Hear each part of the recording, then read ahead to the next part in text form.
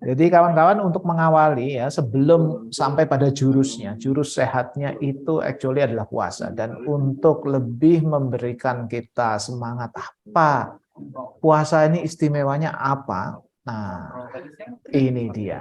Saya dulu juga belajar ini sebelum menjalani itu sampai 1 tahun lah sebelum kemudian ngelakoni beneran, karena termasuk kan saat belajar itu kan biasanya ada keraguan, ada masih takut, ada apa ya, ya pertanyaan-pertanyaan penasaran itu yang terus digali, akhirnya satu demi satu itu terungkap, dan sedikit yang saya ketahui akan saya share. Dan kawan-kawan, kalau kawan-kawan familiar yang namanya hormon pertumbuhan di mana kita di usia ini hormonnya kita sudah sangat kecil sekali itu ngecipratnya itu.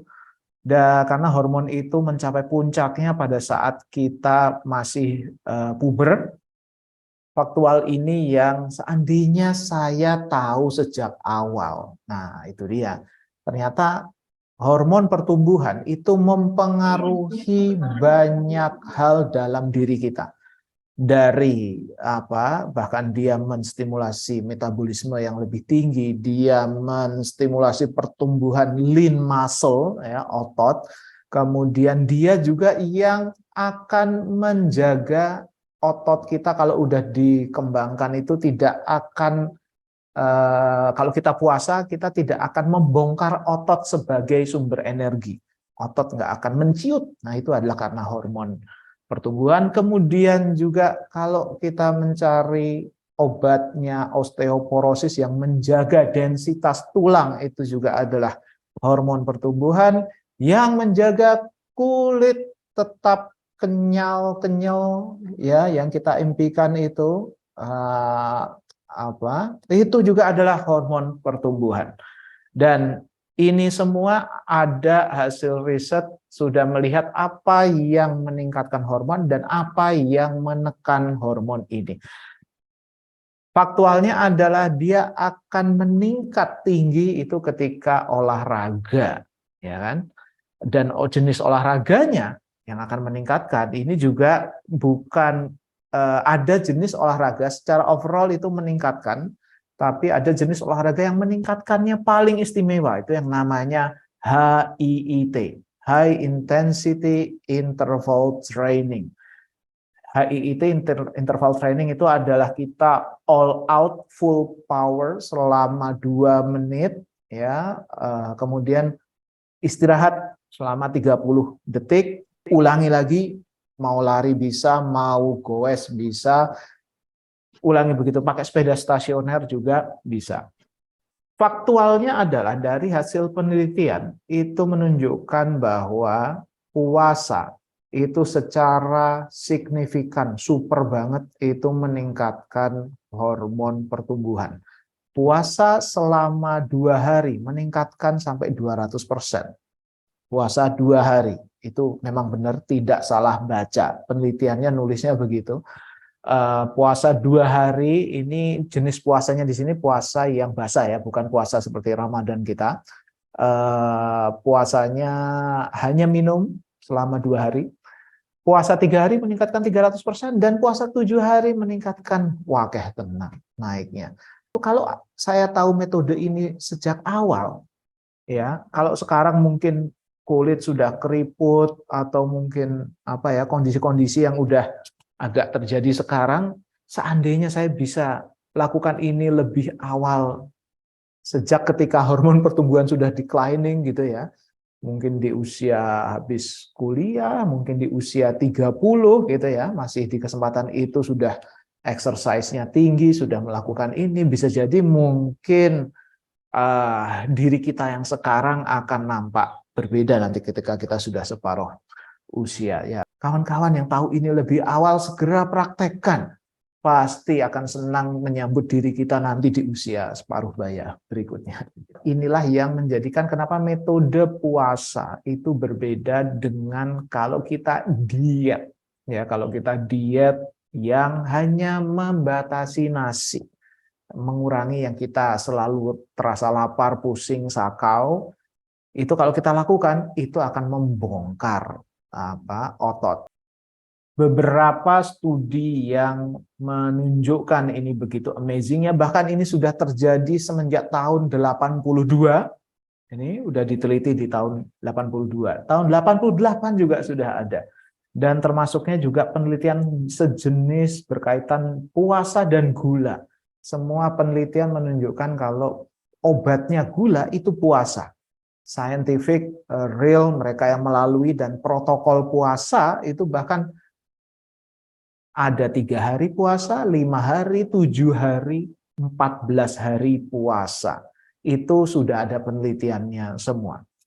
Jadi kalau kita terkaget-kaget, sesungguhnya ini scientific. Ini puasa basah, boleh minum, nggak ada makan aja. Nah, ini meningkatkan 300% untuk puasa sampai hari kelima. Kemudian juga kalau kita puasa religius, di sini tidak disebutkan Ramadan, nanti ada kisah spesifik penelitian yang tentang Ramadan. Pada saat itu diteliti ada puasa sampai 40 hari, itu meningkatkan 1.200% growth hormone. Kemudian kalau kita hanya makan 1 kali sehari, itu ada studi yang nanti kalau ini diklik bisa ini bahkan itu saja meningkatkan hormon pertumbuhan 5 kali lipat. So amazing. Lebih lengkap lagi juga ada buku.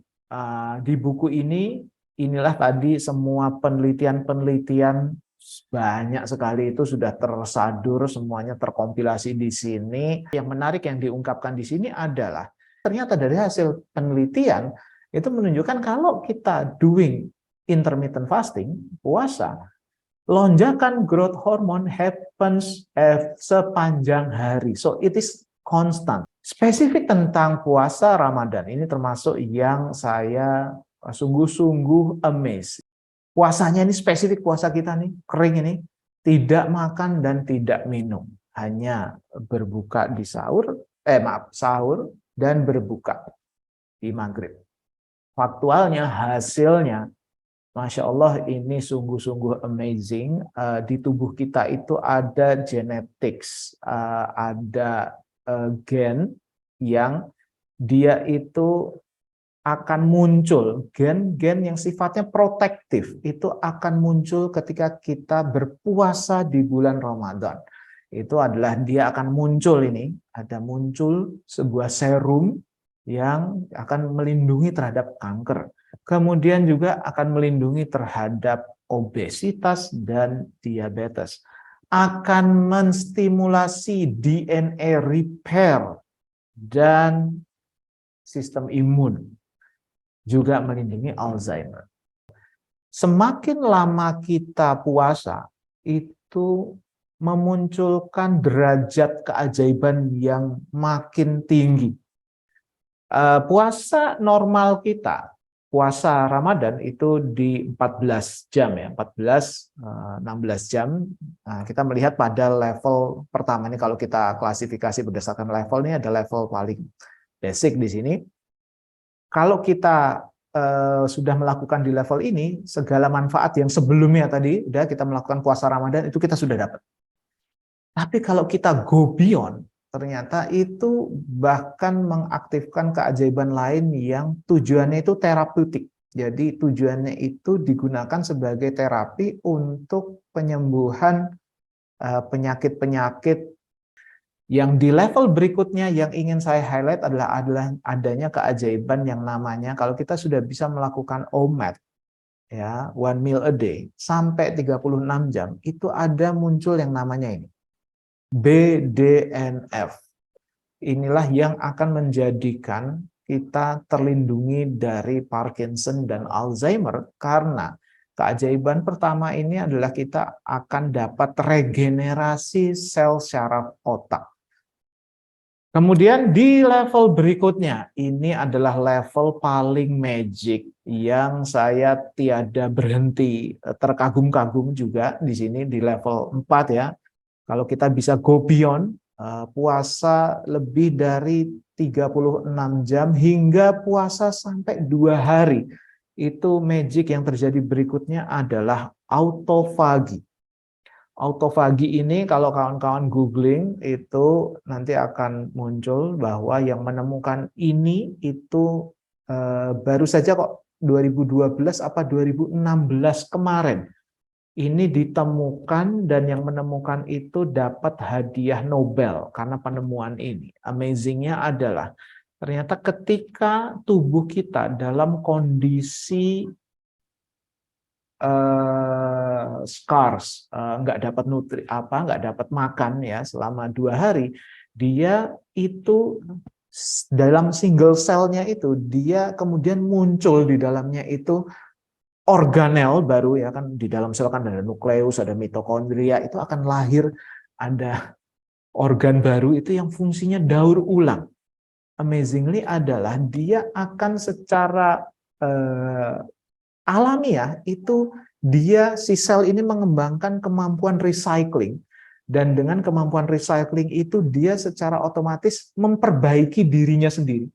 Di dalam organ sel itu yang rusak di bagian ini, di bagian itu, dia memakan organ yang rusak itu, mungkin ada bakteri, ada virus, dia makan, terus outputnya dia jadikan protein, dan protein itu yang akan digunakan untuk repairing body parts. Amazing nggak itu? Wah. Tapi nggak berhenti sampai situlah. Jadi hal-hal yang kita mengira mungkin ya kita ada problem-problem yang apa nyeri sendi, apa problem mungkin pankreas kita sudah ada damage gitu ya, atau mungkin di sel mata, atau mungkin sel kulit kita. Itu actually sebenarnya tubuh kita sudah bisa self detection mana bagian yang perlu reparasi. Dan dia sudah punya caranya, sarananya, how to-nya untuk doing repairs, itu sudah ada. Itu something yang sungguh-sungguh amazing. Next lagi di level keajaiban berikutnya, itu adalah ketika kita bisa di level yang paripurna ya, karena secara penelitian itu adanya sampai 72 jam. 72 jam, puasa 3 hari. Apa yang terjadi di situ adalah sebuah penelitian bilang, ketika kita puasa sampai 72 jam, itu apa yang terjadi di tubuh kita adalah adanya peremajaan sistem kekebalan tubuh kita secara menyeluruh. So, ini bisa dibayangkan seperti semua sistem pertahanan tubuh kita, sel darah putih, dan everything ya, yang menyertai itu seperti dapat total upgrade gitu. Kalau ibarat armor direparasi, dapat new armor kalau kita main game begitu. Ini actually happens di kita gitu. Jadi saben kita melakukan itu, kita punya better perlindungan tubuh yang baru, completely baru. Nah, ini ada satu lagi nih, yang namanya stem cells. Saya akan ceritakan di slide berikutnya. Dan ternyata juga autofagi ini berperan dalam proses untuk menghambat pertumbuhan kanker dan tumor. Cara paradigma treatment kanker, saya belum hafal sepenuhnya, jadi ini sudah masuk ke generasi ketiga, yang awalnya itu saya lupa treatment pertama itu approach-nya apa, yang kedua itu kan kanker dianggap sebagai mutasi genetis. Nah, ada mutasi genetis sehingga treatmentnya itu seputar pada modifikasi gen atau apa begitu, termasuk ada kemoterapi. Nah, yang ketiga itu adalah ini yang paling terkini dan sangat paling terkini, penelitian pertamanya itu di 2015, dan semenjak sesudah itu banyak literatur yang merujuk dan banyak berkembang dari situ. Tokoh ini juga masih hidup sampai sekarang, masih aktif sharing, dan banyak penelitian turunan di sini banyak sekali. Intinya adalah begini kawan-kawan, dari sang profesor ini menjumpai semua yang sama dari kanker dan tumor. Apa yang sama di antara semuanya, walaupun itu terjadi di beda tempat ya, kanker paru, limpa, dan sebagainya. Apa yang sama adalah semuanya itu ada damage pada ini, mitokondria. Damage-nya di sini nih. Mitokondria itu adalah pembangkit energi di dalam sel, itu adalah mitokondria.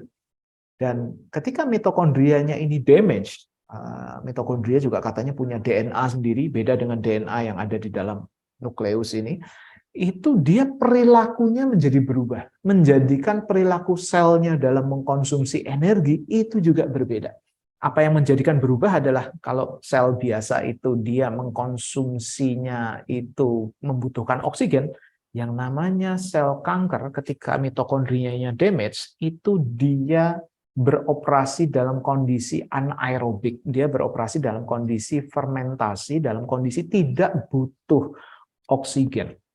Nah, kemudian perilakunya adalah menjadi sel yang sudah berubah menjadi sel kanker dengan damage tadi itu, dia itu menjadi overkonsumsi glukosa. Overkonsumsi glukosa. Dia menjadi mengandalkan sumber energi kanker itu adalah glukosa. Nah, oleh karena itu, pendekatan terapi kanker terkini sekarang ini itu diarahkan pada memotong sumber energi kankernya, glukosanya. Dengan apa? Puasa. Intermittent fasting sampai ada terapi sampai 14 hari, itu terapi puasa 14 hari, prinsipnya adalah untuk terapi kebutuhan khusus ya, diabetes, kanker, tumor, itu bisa sampai sepanjang itu untuk memutus itu. Dan secara penelitian yang lain ada pada sel tumor otak sudah divonis usianya tidak sampai 1 bulan, itu sudah akhirnya hidup, sampai sekarang masih hidup, tahun-tahun sesudahnya masih. Dan tanda-tanda tumornya itu tidak berkembang lagi gitu. Jadi benar-benar kayak sumber energinya putus. Nah, amazingnya adalah yang disebut dengan autofagi. Salah satu yang direparasi oleh autofagi itu adalah mitokondrianya. Nah, itulah menjadi sebuah faktual yang menarik, dan kita ini ya termasuk ikhtiar untuk menjaga amanah tubuh kita dengan ya sebaik-baiknya adalah kita lakukan itu ya, puasa Ramadan, kan kita juga di yang dipesankan kan adalah jangan hanya puasa, apa hal-hal segala kebaikan yang kita lakukan di saat Ramadan itu kita lakukan, kita teruskan, lanjutkan di luar bulan Ramadan. Kebiasaan puasa yang sudah tercipta, kita lakukan di luar bulan Ramadan, supaya apa? Kita menjaga ini. Kita jaga ini secara berkala, kita kondisikan tubuh kita masuk ke mode self-repair sejak awal, sejak dini, kita lakukan lebih awal, tidak menunggu damage terjadi. Ya, kita tidak tahu apakah kondisi polusi atau kita makan something yang karsinogenik. Karsinogenik salah satu yang membuat damage mitokondria, dan ini upaya kita untuk memulihkan itu jadi normal dengan terus melakukan puasa. Nah, amazing things yang lain itu adalah yang di sini. Jadi apa yang membedakan adalah autofagi ketika pertama kali diteliti, ditemukan, autofagi itu terjadi spesifik pada mereparasi bagian-bagian sel tertentu. Dia mereparasi mitokondrianya, dia mungkin mereparasi bagian ini, bagian itu, di sebelah mana, tapi selektif, kata kuncinya adalah selektif. Menariknya adalah ada penelitian yang di tahun 2013 itu menunjukkan bahwa puasa kering, puasa penelitiannya juga kalau nggak salah ini puasa Ramadan. Jadi puasa yang sama sekali tidak minum itu memunculkan sebuah kondisi yang di dalam sel itu menjadi sangat pekat. Biasanya sel itu besar gitu karena ada airnya, karena airnya berkurang dia shrinking. Itu menciptakan kondisi jadi yang namanya hypertonic stress. Hypertonic itu maksudnya kondisi yang sangat konsentrat di dalam sel, dan ternyata itu secara penelitian itu menciptakan badai autofagi. Badai autofagi. Jadi untuk tidak terlalu detail pada hasil penelitiannya yang so amazing, intinya adalah ini kayak seketika sel langsung secara menyeluruh terjadi autofagi di semua bagian, semuanya di-repair secara seketika, sekaligus barengan dalam waktu yang singkat. So, ini semacam level autofagi yang paling paripurna ya penangkapan saya yang terbatas karena bukan dari background biokimia maupun medis begitu. Ini saya menangkap ini sebagai satu ya keajaiban yang luar biasa. Dalam kondisi yang diperkirakan kalau secara normal ya itu kondisinya itu mematikan, tapi ternyata ada mekanisme di internal ketika kita dalam keterbatasan nggak makan dan minum itu malah memunculkan mekanisme yang menjadikan dia makin stronger, makin better. Faktualnya adalah kawan-kawan yang namanya stem cells kita mungkin jarang dengar ini, tapi ini adalah key ingredients-nya ya, salah satu yang sudah menjadi bagian built-in dari dalam diri kita. Dalam diri kita itu disertai itu ada stem cells. Cells yang sel punca bahasa Indonesianya itu ini adalah sel yang bisa berubah menjadi any cell yang lain. Stem cell ini bisa jadi sel syaraf, bisa jadi sel liver, bisa jadi sel jantung, bisa jadi sel darah, anything. Jadi ini adalah bahan baku regenerasi tubuh kita, itu ada stem cells-nya. Dan ternyata dari hasil penelitian, jadi stem cells, ketersediaan stem cell di tubuh kita itu bisa dilipat gandakan. Kemampuan, jadi tidak hanya masalah jumlah, tapi kemampuan regenerating-nya. Wah, ini kayak Mobile Legend banget lah ini. Bisa regen, fitur regen itu actually Masya Allah ada dalam tubuh kita. Dan actual ditunjukkan secara penelitian, ternyata meningkatkan stem cells. Dan jumlahnya menjadi berlipat ganda. Banyak. Jadi, dan untuk kita tidak lupa lagi, berapa jam tadi kita harus puasa sehingga kita mendapatkan melipat gandakan stem cells itu adalah pada 72 jam puasa. Oke. Penelitian bilang puasa bisa menambah usia manusia sampai 25 tahun. Penelitiannya sih di tikus memang. Jadi dikondisikan bahwa mereka tidak makan sangat dalam kondisi yang sangat ekstrim begitu ya. Extreme calorie restriction, sangat dibatasi jumlah kalori yang masuk, itu secara dramatis memanjangkan usia. Faktual penelitian yang menarik adalah yang namanya pembatasan. Jadi ini hanya berhasil jika kita tetap mendapatkan nutrisi yang dibutuhkan. Kondisi kita tidak makan, catatannya adalah jadi yang dibatasi adalah kalori. Nutrisi tidak dibatasi. Nutrisi itu harus sebanyak-banyaknya.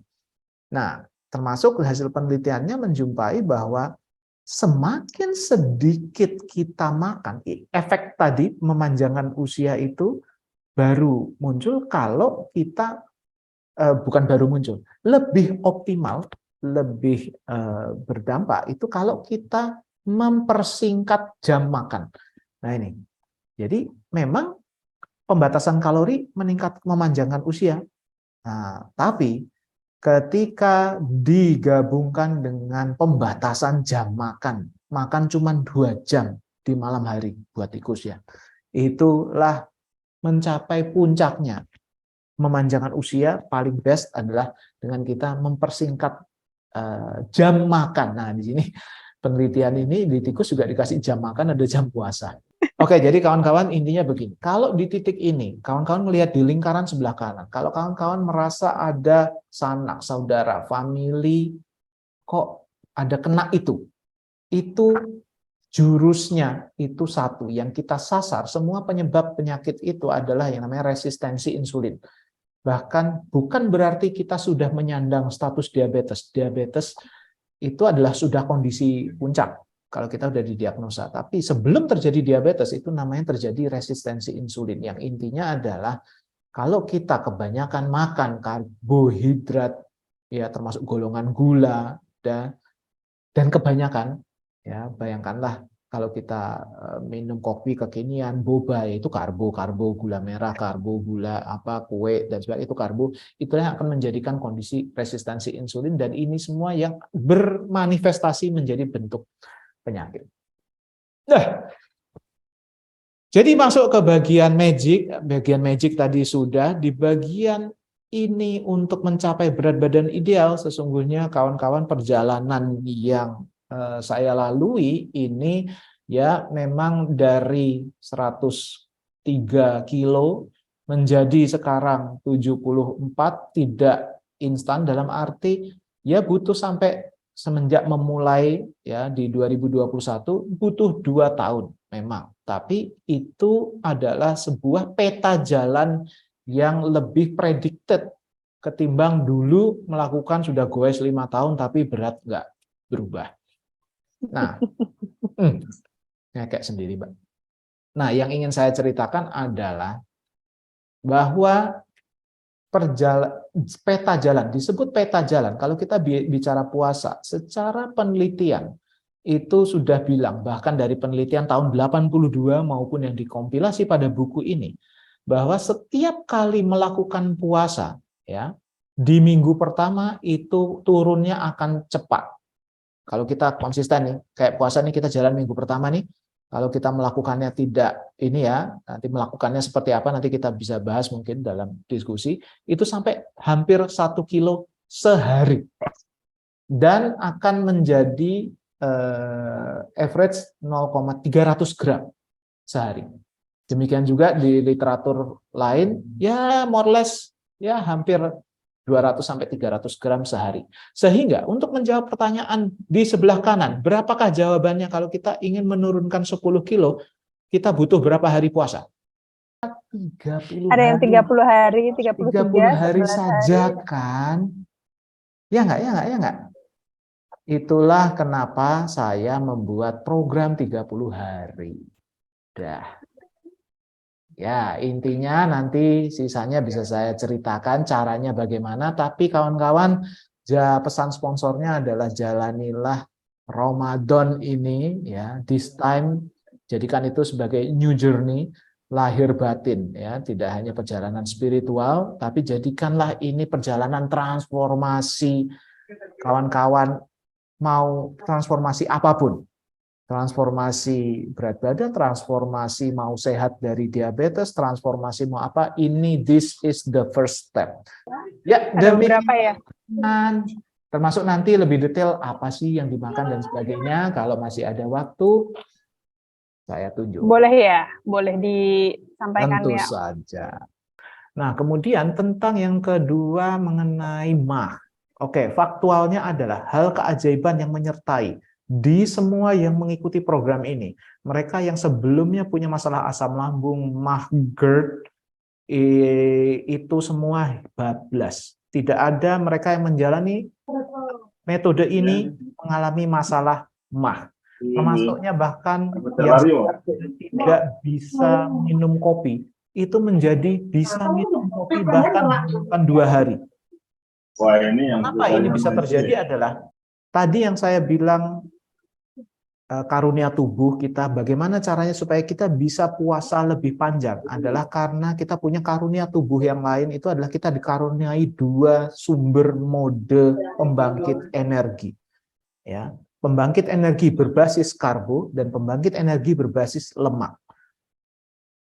Pembangkit energi, nah ini, kita punya 2 pilihan mode energi. Kebutuhan kita itu adalah energinya dan kita sudah disediakan di tubuh kita bisa generating dari 2 jenis yang berbeda ini. Sementara kebutuhan nutrisi tadi kan seperti contoh tikus tadi itu nutrisinya tetap kita harus makan banyak, lahap semuanya. Tapi energi kita punya 2 pilihan. Dan perilaku mode karbo kita tidak bilang ini jelek, ini baik. Ini masing-masing ada tujuannya sendiri. Perilakunya mode karbo itu adalah kalau kita energinya udah habis dari karbo, tubuh kita sakau, ada lapar, minta makan, dan yang namanya minta makan mengkondisikan perut untuk siap menerima makanan. Kalau makanannya nggak masuk-masuk, jadilah dia mengiritasi dan sebagainya.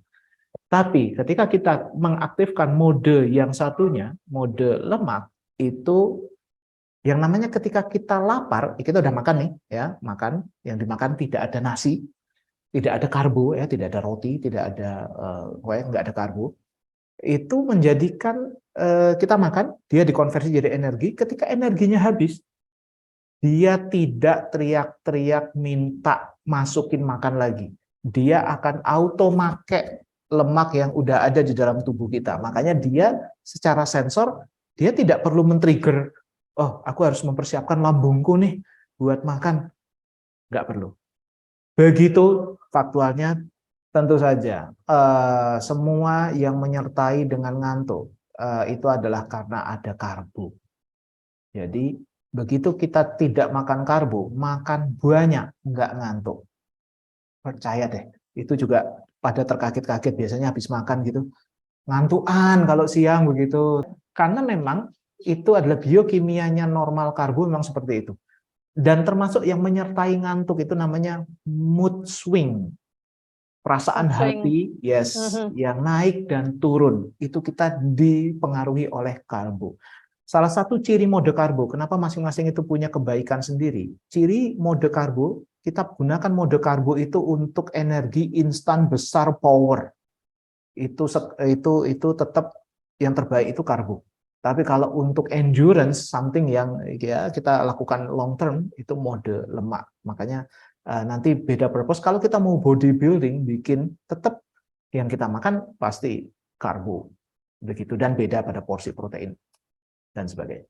Jadi gimana cara ngatasin berat badan yang stuck padahal udah defisit kalori, olahraga dan lain-lain, tapi tetap stuck atau susah turun. Kalaupun turun nanti naiknya cepat lagi. Saya punya jawabannya, ada di PPT.